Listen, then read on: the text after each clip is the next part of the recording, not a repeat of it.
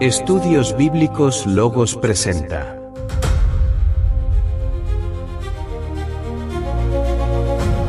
Gran enciclopedia temática y expositiva de la Biblia.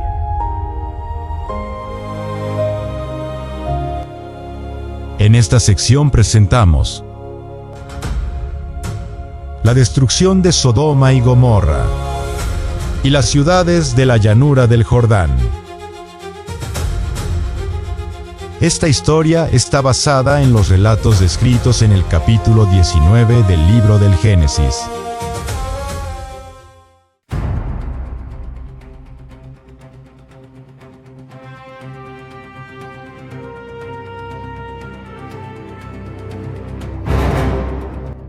Al caer la tarde, luego de su salida de la casa de Abraham, en el encinar de Manre, los dos ángeles ejecutores completaron su descenso desde las montañas de Hebrón hasta las puertas de Sodoma.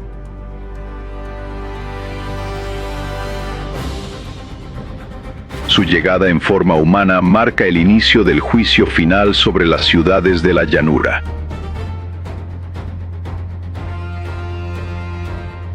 Llegaron pues los dos ángeles a Sodoma a la caída de la tarde.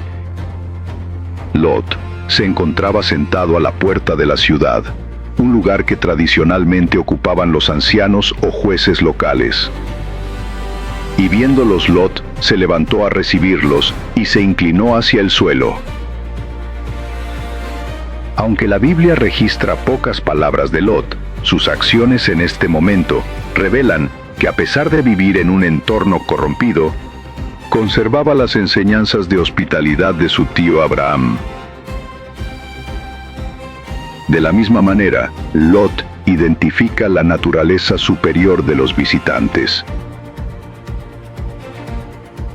Su saludo, inclinándose hacia el suelo, muestra una reverencia que iba más allá de la cortesía común hacia los extranjeros. Y dijo: «Ahora, mis señores, os ruego que vengáis a casa de vuestro siervo y os hospedéis, y lavaréis vuestros pies, y por la mañana os levantaréis y seguiréis vuestro camino». Y ellos respondieron: «No, que en la calle nos quedaremos esta noche». Mas él porfió con ellos mucho. Su insistencia sugiere que conocía perfectamente los peligros que acechaban en las calles de Sodoma durante la noche. La respuesta inicial de los ángeles, «No, que en la calle nos quedaremos esta noche», no era una falta de cortesía, sino parte de su misión judicial. Querían palpar directamente el nivel de maldad de la ciudad y verificar si el clamor que había llegado ante Jehová se manifestaba en la vía pública. Lot sabía que la calle era una sentencia de muerte o de deshonra para sus invitados. Su insistencia fue tal que logró desviar a los ángeles de su plan original para llevarlos a la seguridad de su hogar.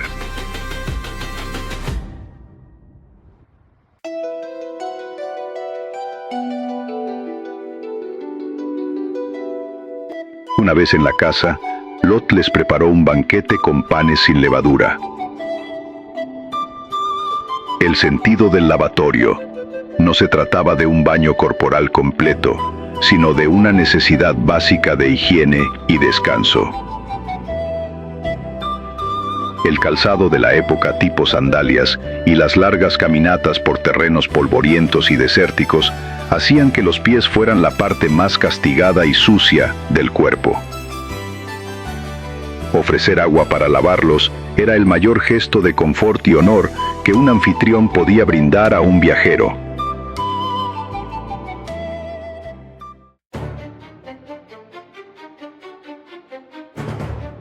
Antes de que los visitantes pudieran descansar, la paz de la casa de Lot fue quebrantada. El pecado de Sodoma no era un secreto oculto, sino una fuerza pública y violenta que se manifestó en un asedio total. La Biblia menciona que todo el pueblo junto rodeó la casa.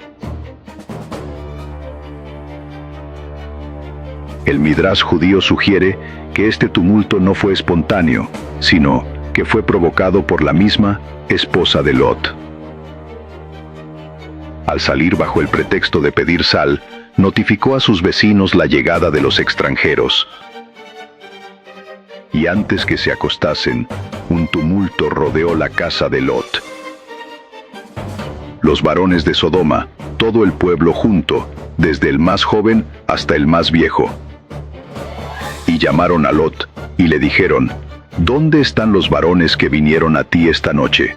Sácalos, para que los conozcamos. En el contexto bíblico, este conocimiento se refiere a la depravación sexual de un pueblo que había perdido todo límite moral. Entonces Lot salió a ellos a la puerta y cerró la puerta tras sí, y dijo: Os ruego, hermanos míos, que no hagáis tal maldad. He aquí ahora yo tengo 2 hijas que no han conocido varón. Os las sacaré fuera, y haced de ellas como bien os pareciere. Solamente que a estos varones no hagáis nada, pues que vinieron a la sombra de mi tejado. Lot, consciente de la santidad de la hospitalidad, un valor sagrado que aprendió en la casa de Abraham, cometió un error trágico en su desesperación. Al ofrecer a sus propias hijas vírgenes a cambio de la seguridad de sus invitados, intentó negociar con el mal utilizando otro mal. Estuvo dispuesto a sacrificar la integridad de su familia para proteger el techo de su hogar. Los sodomitas no solo rechazaron la oferta, sino que atacaron la identidad de Lot, llamándolo extraño y juez. Esto demuestra que, a pesar de sus años en la ciudad, Lot nunca fue realmente aceptado por ellos debido a su origen y su remanente de rectitud. Cuando la turba se disponía a linchar a Lot y derribar la puerta, se manifestó el poder sobrenatural de los mensajeros. Los ángeles atrajeron a Lot hacia el interior de la casa, protegiéndolo de la violencia física. Hirieron con ceguera a los hombres que estaban a la puerta, desde el más joven hasta el más viejo.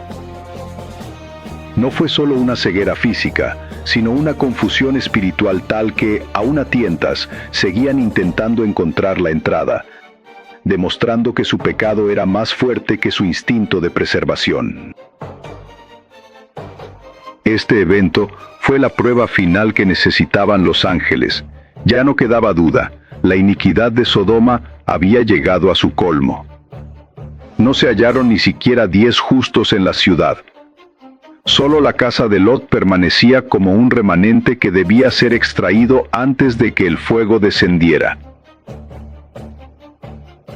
La situación en la puerta de Lot alcanzó su punto máximo de tensión cuando los mensajeros celestiales intervinieron para proteger al patriarca y sellar el destino de los agresores.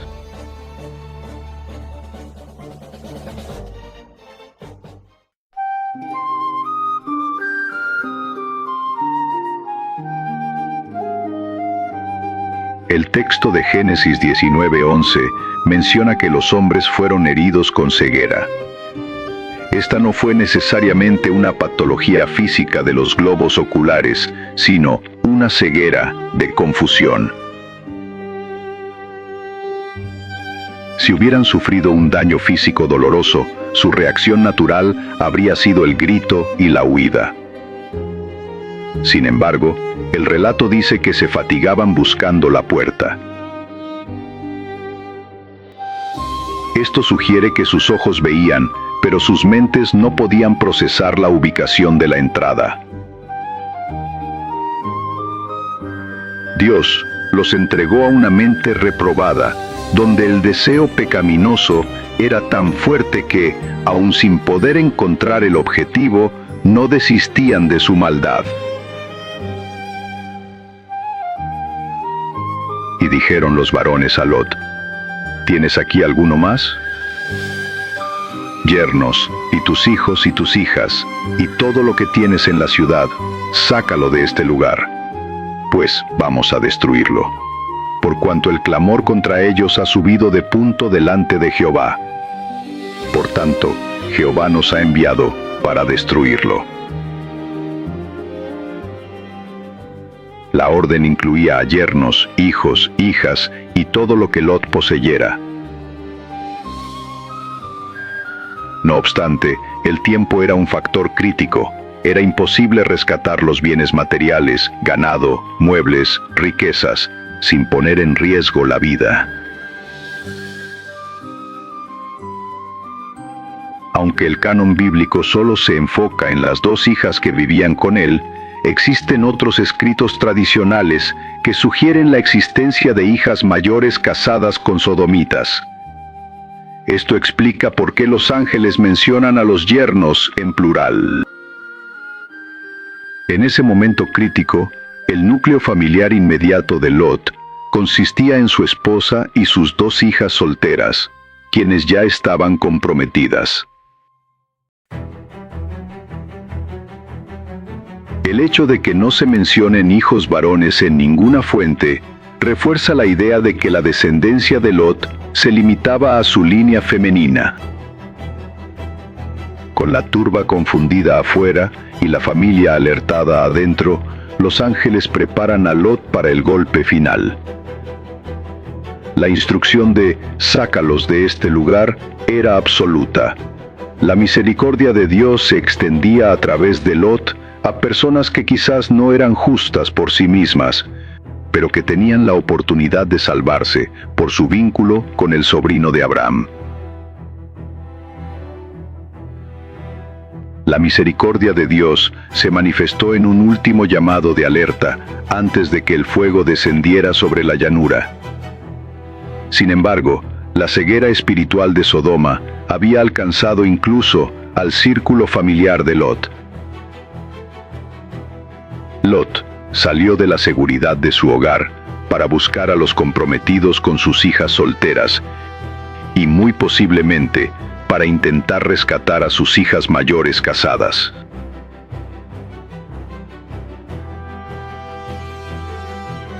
La advertencia de Lot fue directa: Jehová va a destruir esta ciudad. Para los yernos, hombres de Sodoma, Lot parecía un anciano delirante o alguien gastando una broma de mal gusto.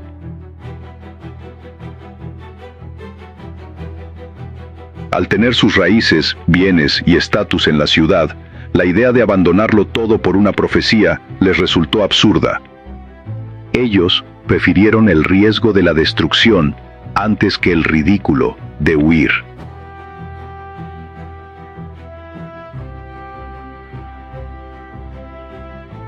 Al despuntar el primer rayo de sol sobre la llanura del Jordán, los ángeles cortaron cualquier vacilación, diciendo a Lot: levántate, toma tu mujer y tus dos hijas que se hallan aquí, para que no perezcas en el castigo de la ciudad.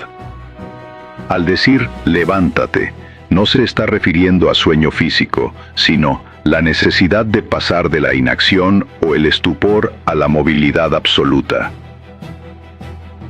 El peso emocional de dejar atrás a sus hijas casadas y su vida entera debió tener a Lot en un estado de parálisis. La instrucción se limitó a su esposa y las dos hijas presentes. El tiempo de intercesión por los demás había terminado. La puerta de la misericordia se estaba cerrando con el sol naciente. Cuando los ángeles le hubieron llevado fuera, dijeron: escapa por tu vida, no mires tras ti, ni pares en toda esta llanura. Escapa al monte, no sea que perezcas. En este punto crítico, Lot se encuentra ante una encrucijada. El monte parece demasiado lejano para su cansancio y su temor, lo que le llevará a suplicar por un refugio intermedio en la pequeña ciudad de Zoar.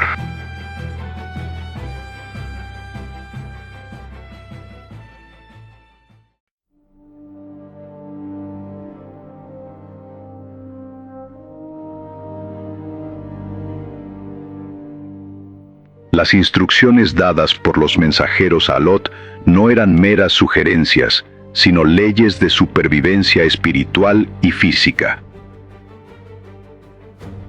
Al analizarlas, vemos el carácter de Lot y la paciencia de Jehová.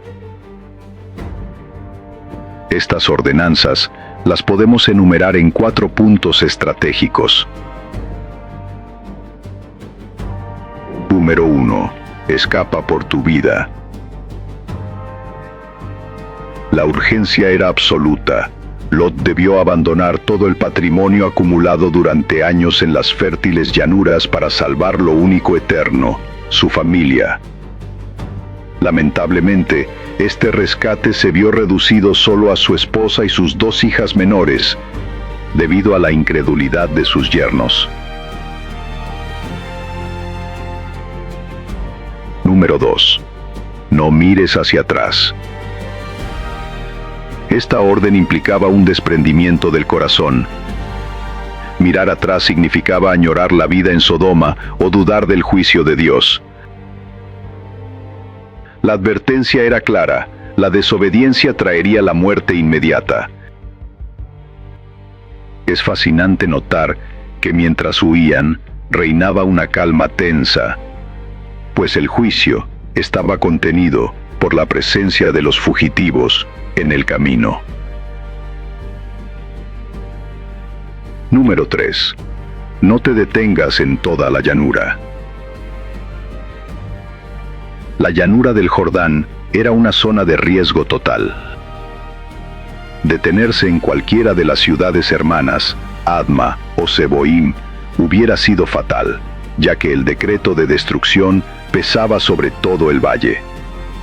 La instrucción era mantenerse en movimiento constante. Número 4. Escapa al monte. Aquí es donde surge el estilo característico de Lot. En lugar de obedecer la orden de subir a las montañas al oriente, Lot siente temor de la soledad o los peligros del monte y propone refugiarse en Bela. Esta pequeña ciudad no le era extraña, pues fue su primer hogar tras separarse de Abraham. Bela estaba destinada a la ruina, pero por amor a Lot, Dios la perdonó. Este acto cambió el nombre de la ciudad a Zoar, cuyo significado es pequeña, en referencia a la súplica de Lot. Es un error común creer que el fuego cayó mientras Lot corría. El texto de Génesis 19:22 es contundente: nada podré hacer hasta que hayas llegado allí. La justicia se detuvo por el tiempo que le tomó a una familia a recorrer las casi 3 horas de camino a pie hasta Zoar. Es curioso notar que el anonimato rodea a las mujeres de esta historia. Ni la esposa ni las hijas tienen nombre en el canon bíblico. Su identidad queda absorbida por el evento. Al salir el sol sobre la tierra, y con Lot finalmente seguro en Zoar, el tiempo de la gracia se agotó para las ciudades de la llanura.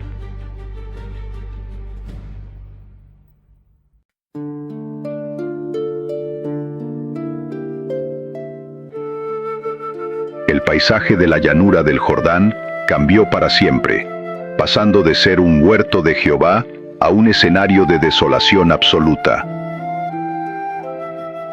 Las ilustraciones populares suelen errar al mostrar a la familia huyendo entre las llamas. Pero la Biblia establece un orden jurídico. Primero, la llegada a Zoar ocurre entre las 8 y las 9 de la mañana, y es ahí cuando la familia cruza el umbral de seguridad. Solo entonces, y ya cuando el justo está a salvo, es que Jehová desata el juicio. En segundo lugar, no fue un incendio común, sino una lluvia de azufre y fuego de parte de Jehová desde los cielos. Esto sugiere un evento catastrófico que consumió no solo las edificaciones y los moradores, sino incluso el fruto de la tierra, esterilizando el suelo de forma permanente. Ahora bien, veamos el caso de la mujer de Lot. El caso de la esposa de Lot es una de las advertencias más solemnes de la Escritura. La reconstrucción de los hechos arroja luz sobre el cuándo y el porqué de este enigma. Al estar Zoar tan cerca de Sodoma, el estruendo y el calor de la destrucción debieron sentirse tras sus talones. Entonces, la mujer de Lot miró atrás, a espaldas de Lot, y se volvió estatua de sal.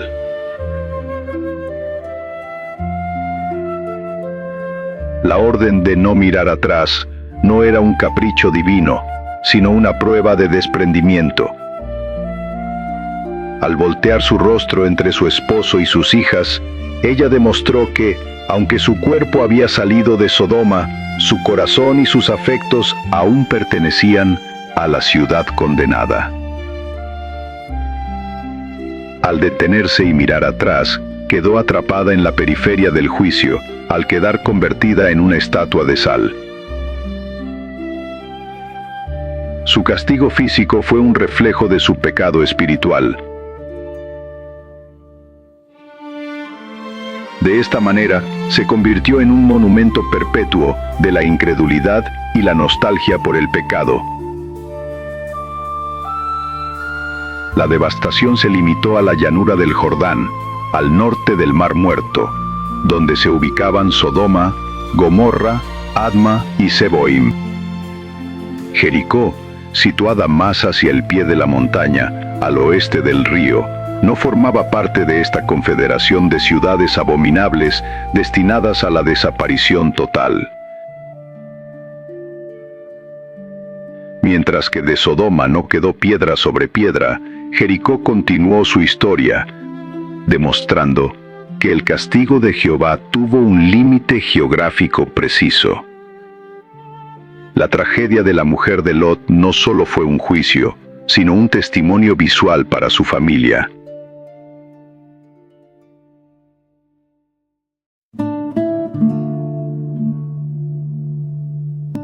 Según el orden de marcha, Lot iba a la cabeza, seguido por su esposa y finalmente sus dos hijas.